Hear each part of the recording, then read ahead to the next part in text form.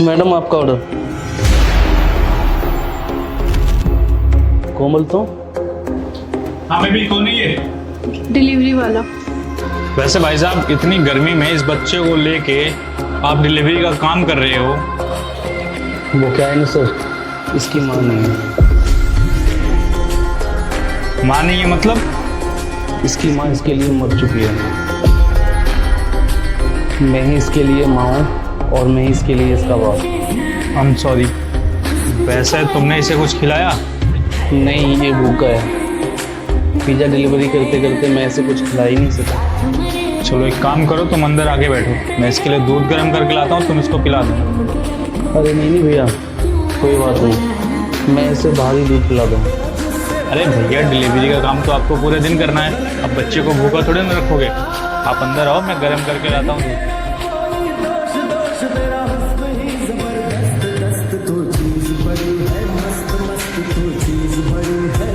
वैसे क्या नाम है इस बच्चे का? इसका नाम शिवांश है।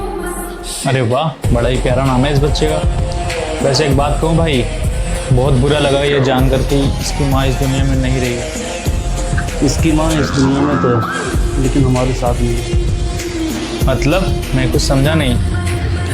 शायद इसकी माँ को मैं कभी पसंद ही नहीं था। वो जो लाइफ जीना चाहती थी मैं उसे कभी दे ही नहीं पाया, इसलिए वो मुझे छोड़ के चली गई। मुझे नहीं पता था कि शादी के बाद वो मुझे और मेरे बेटे को छोड़ के चली जाएगी। पहले तो मुझे लगता था कि मैं उसकी ख्वाहिश पूरी नहीं कर पा रहा हूँ, इसलिए वो मुझे छोड़ के चली गई। लेकिन सच तो कुछ और ही था। कुछ टाइम बाद मुझे पता चला कि उसका अफेयर उसके बॉस के साथ चल रहा था। मैंने तो उसका सब जानने के बाद भी उसको माफ़ कर दिया, सिर्फ अपने बेटे के लिए। लेकिन फिर भी वो मुझे छोड़ के चली गई। कैसा कलयुग आ गया है ना, चंद पैसों के लिए एक माँ अपने बेटे को छोड़ के चली गई। आपको पता है भगवान हर जगह नहीं हो सकता, इसलिए उसने माँ बनाई। और कैसी होगी वो माँ जो इतने प्यारे बच्चों को छोड़ के चली गई। वैसे कितना लकी हूँ मैं जो मुझे कोमल मिली, ये मुझसे बहुत प्यार करती है। यहीं पीछे ऑफिस है मेरा, वहीं हम मिले थे। और मुझे बहुत अच्छे से पता है कि मेरी बीवी मुझे धोखा नहीं देने वाली है ना। सही बोला ना मैंने? हाँ, मैं आपको कभी धोखा नहीं दूंगी। अच्छी बात है, आपकी वाइफ आपसे बहुत प्यार करती है। हाँ, मेरी बीवी मुझसे बहुत प्यार करती है और हम हमेशा खुश रहेंगे। मैं ऊपर वाले से दुआ करता हूँ कि आप दोनों की जोड़ी हमेशा सलामत रहे।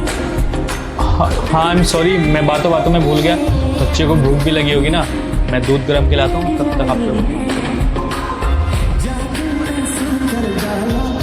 कैसे हो तुम? वाह, मेरी ज़िंदगी ख़राब करने के बाद पूछ रही हूँ कैसा हूँ मैं।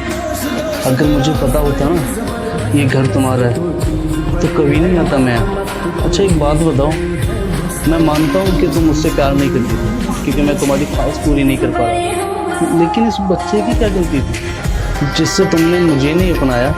कम से कम इस बच्चे को तो अपना सकती थी। वीर, मैं मानती हूँ कि मेरी गलती है, पर उस वक्त मुझे ज़रा भी अंदाज़ा नहीं था कि मैंने क्या किया है।